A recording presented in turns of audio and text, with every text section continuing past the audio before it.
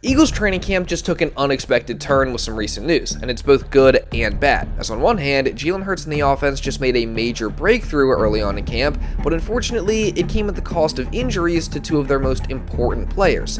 Meanwhile, there's been some concern about Makai Lemon's slow start to camp, but a recent report should help to quiet some of that noise. While some of the Eagles' other backup wide receivers are starting to turn heads, Andrew Mukuba's having a great start to camp, Quinyon Mitchell might have already just taken the next step in his game, Jalyx Hunt and Nolan Smith both bulked up on the edge, and we got some updates on a couple important camp battles. So let's talk about all that and all the other most recent news from Eagles camp starting right now. So the Birds got back out on the practice field this week as training camp continues to roll on, with Philly holding practice sessions on both Monday and Tuesday, and for the first time all summer long, starting on Monday, the pads went on, not only meaning that we are one step closer to real football being played, but also for the players, it obviously only ups the ante in practice to have real live contact, especially for the guys on the offensive and defensive lines, because this is when they can just finally go at it in their matchups, and overall, the speed of practice just picks up when the pads go on. And, you know, every coach will tell you that things don't really get started until the pads go on. I'm done with the hype of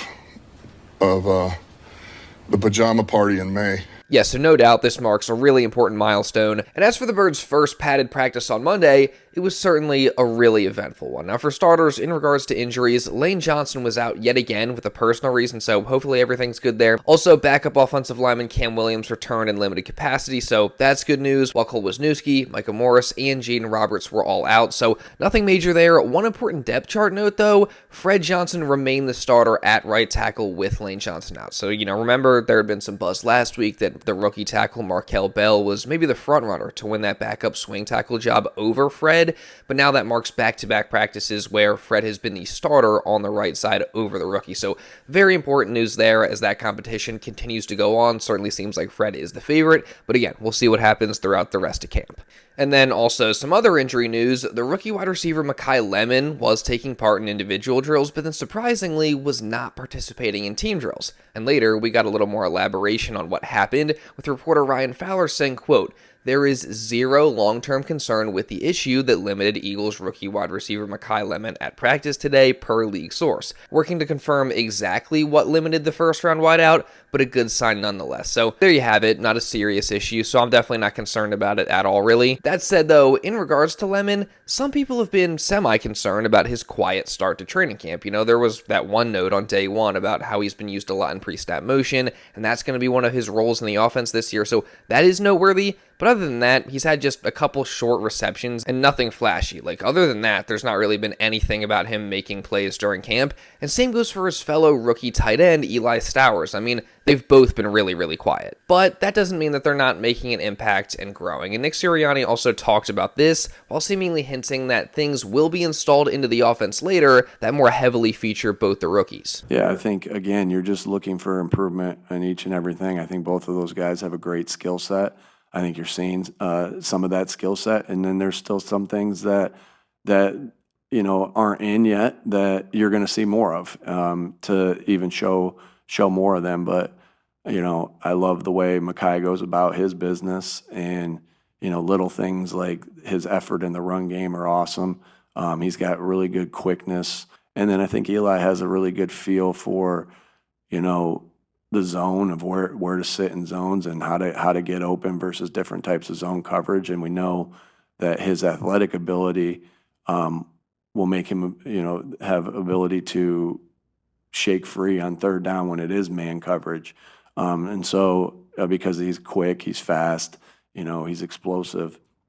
But what I've been impressed with him is just his ability to kind of read defenses and find the areas of the zone where he needs to sit and be at the right spot at the right time. Overall, not really worried about Lemon and Stowers' slow start to camp. You know, I don't expect Stowers to have a huge role in his rookie season anyway, and as for Lemon, I do expect him to get more involved as things go on, especially after Zach Berman put out a tweet on Sunday saying that Makai Lemon has been working with the first-team offense, and the Eagles seem committed to finding ways to get in the ball. So, yeah, don't worry too much about Lemon's quiet start to camp. Sounds like the Birds still got big plans for him, and I expect things to pick up within the next few weeks. Now, as for the rest of the offense, as the Philly media tends to try and do, there was a little bit of noise being made about the offense's overall slow start to training camp and how the defense has consistently gotten the better of them the first few days of practice, which I think all this noise is ridiculous because, of course, the defense is going to be farther ahead of this offense. They've been playing together for years in the same system. Meanwhile, this offense is completely new. They got a new offensive coordinator.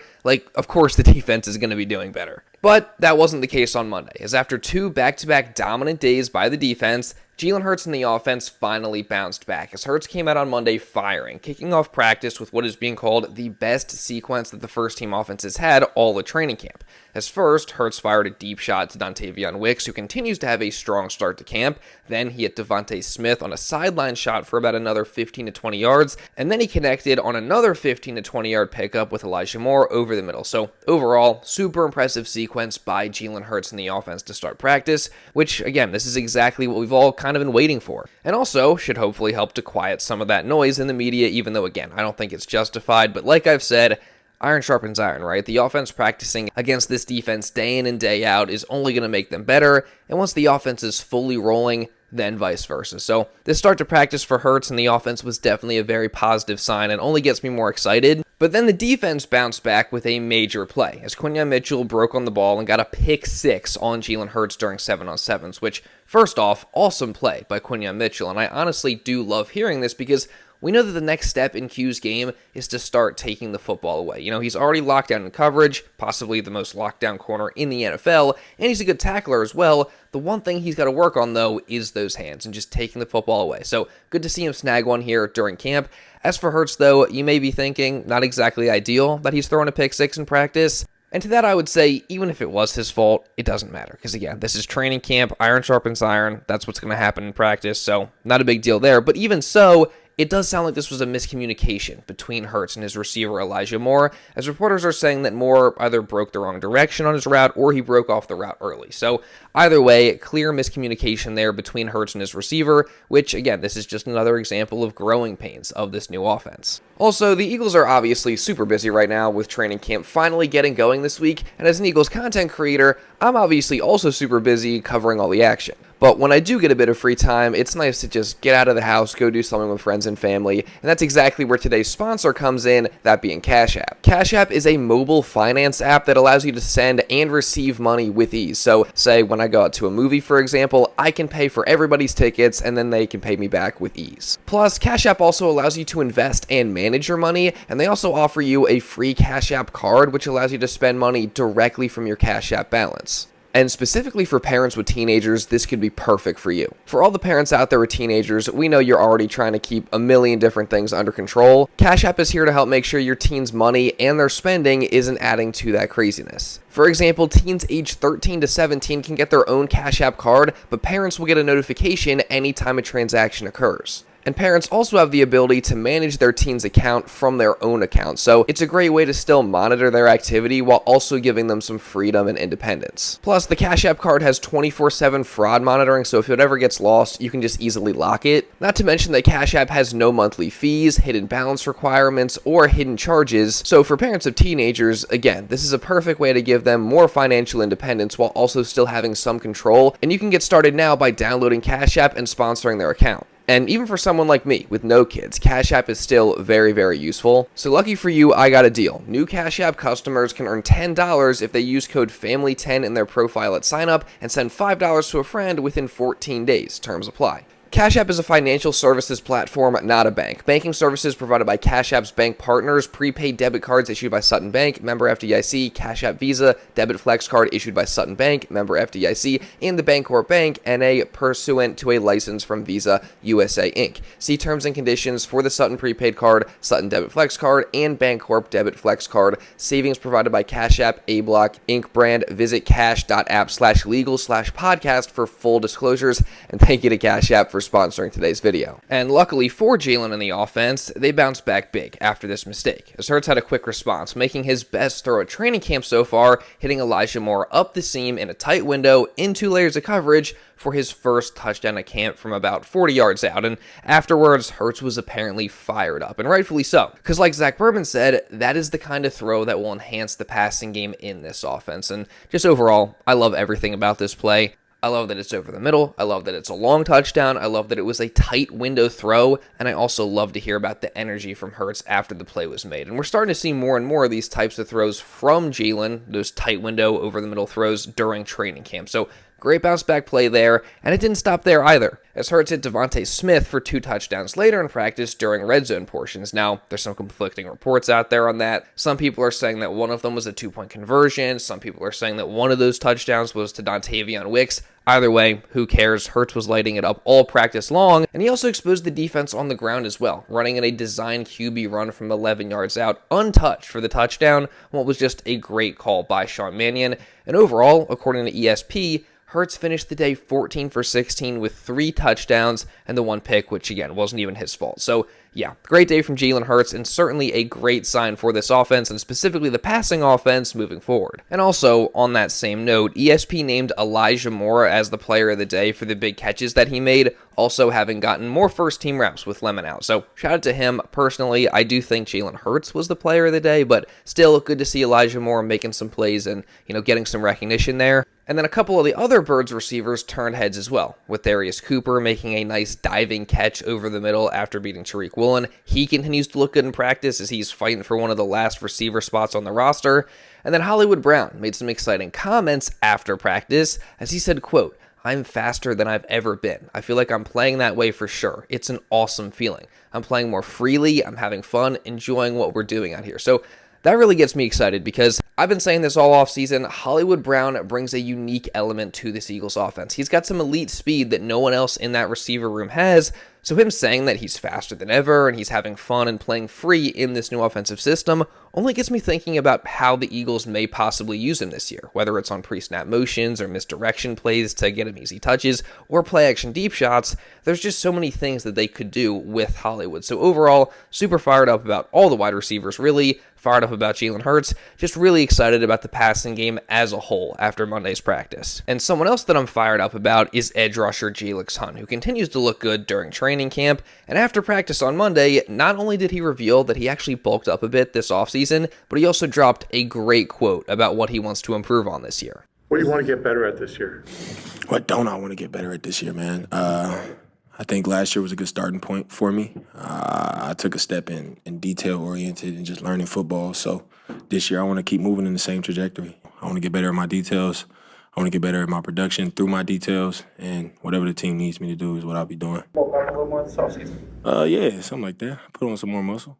If you guys have watched my last couple of videos, then you know that I am all in on the Jalyx Hunt hype train. I'm predicting 10+ sacks this year for him. And the fact that he bulked up is huge because Hunt is technically, or has been, a little undersized, so adding weight's only going to help him in these matchups against bigger tackles, especially when it comes to setting the edge in the run game, which, don't get me wrong, he was already good at doing that anyway, but again, that extra size is only going to help. And then also, love what he said about what he wants to get better at. Quote, "What don't I want to get better at this year?" That's the exact right mentality that you want to hear from him. So again, love that. As for the Eagles' other edge rusher trying to earn an extension this season, I am also excited to see what Nolan Smith does. And he also did say that he bulked up a little bit as well this offseason, which, same story as Hunt. That's great news because Nolan's always been on the lighter side. And judging by how he was talking during his presser, he just sounds really hungry to come out and make an impact, saying that he's approaching this season with the mentality of, quote, "If you don't make plays, you don't eat." So love that for Nolan. Hopefully he's in for a big year as well. And also, he did get to address his excessive speeding incident this offseason for the first time,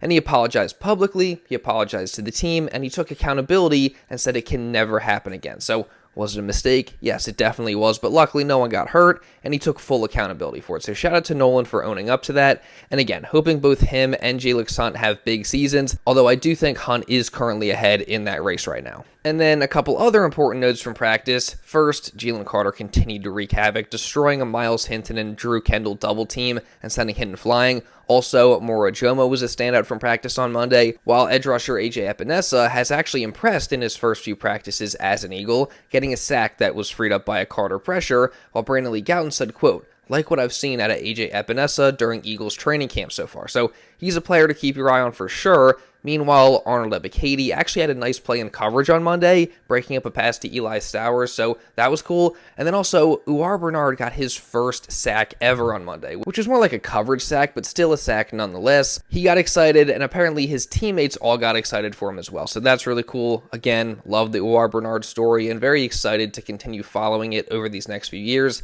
and this is a milestone for him. I mean, first sack in practice, that's absolutely awesome. So love hearing that. And then also, in regards to the QB2 battle, Andy Dalton started again during 11-on-11s, and apparently so far, he's actually outperformed Tanner McKee in practice. So again, that battle will continue to go on, but that's where it stands as of now, which it is a little bit surprising to me. I thought McKee for sure was going to be the front runner there, but so far, Dalton's winning, but we'll see how it plays out. And then one more note, the running back 2, Tank Bigsby, continues to impress, as Jimmy Kemsky noted that he had a bunch of carries and a bunch of catches on Monday. And that second point is interesting because one of the things that we've heard from camp is that Jalen Hurts is throwing to the running backs a little bit more than usual. And, it's obvious at this point that the Eagles want to find ways to get Bigsby on the field more. I wonder if he's going to carve himself out a bigger role catching the football. So that's something to keep your eye on. All that said, though, that's about it for Monday's practice, but you better believe that there's a ton more stuff to talk about from Tuesday's session. And we start off with some more injury news, or I guess technically it doesn't all have to do with injuries, because once again, for the third straight practice, Lane Johnson is absent for non-football related reasons. So hopefully everything is good with him. Still don't know what's going on there, so praying everything's all right.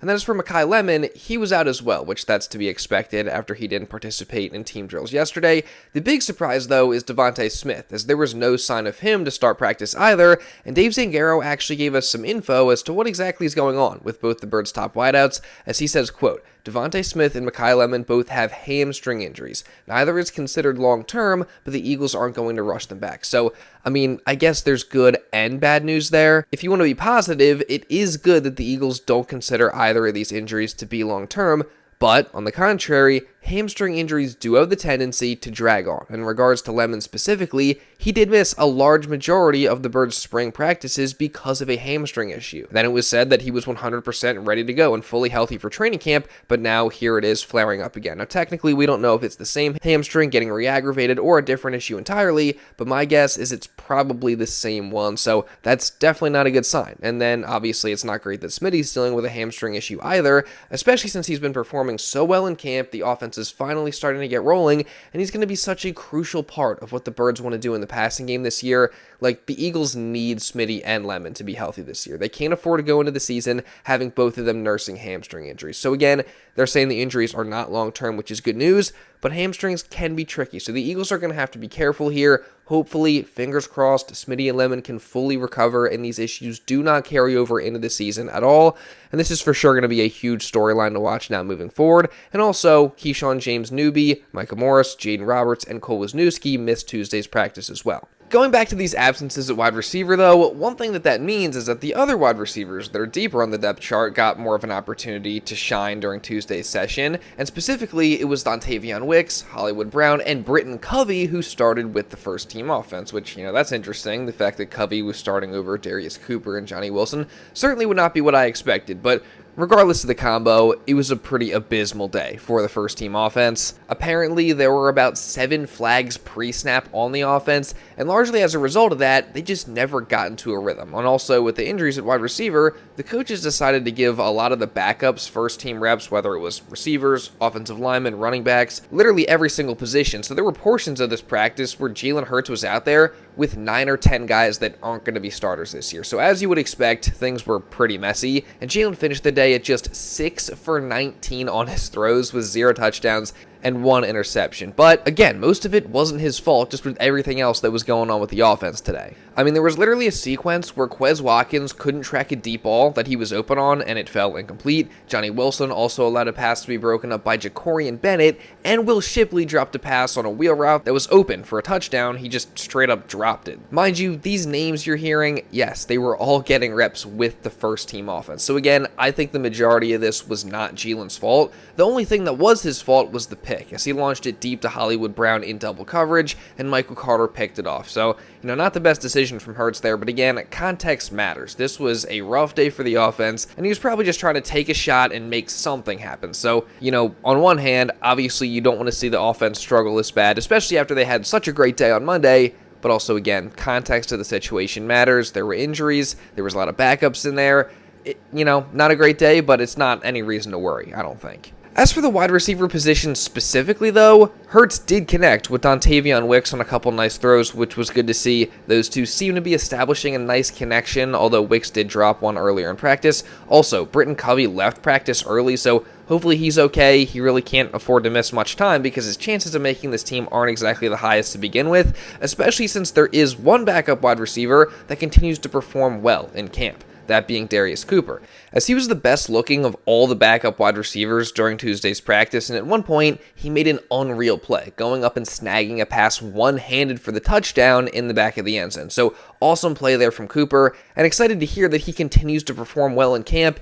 But yeah, again, overall, really rough day from the offense, but because of the context, not really concerned at all, just hoping everyone comes back healthy, and hopefully they have a bounce back tomorrow. Also, in other news, we do have an update on that backup swing tackle battle. As you know how earlier I said that Fred Johnson has been the starter at right tackle with Lane out the past 2 practices? Well, that changed on Tuesday, as it was the rookie tackle Markel Bell who filled in at that spot. So that makes this clear. This is very much a competition, and Bell does have a real shot to win this thing. So that'll be something to watch moving forward. And also, Tanner McKee was up first at quarterback number 2 over Andy Dalton in 11v11s, and he reportedly made some really nice throws. So just like the swing tackle battle, this battle for QB2 is very much real and could seemingly go either way. Switching over to the other side of the ball, though, one player in the secondary is getting some hype recently that I feel is very encouraging, that being the second-year safety Andrew Mukuba. As ESP said, quote, Andrew Mukuba is having a good training camp so far, and later in a video, he went on to say that Mukuba is around the ball at practice every single day. He says he's making like 2 to 3 noticeable plays per practice at least. So,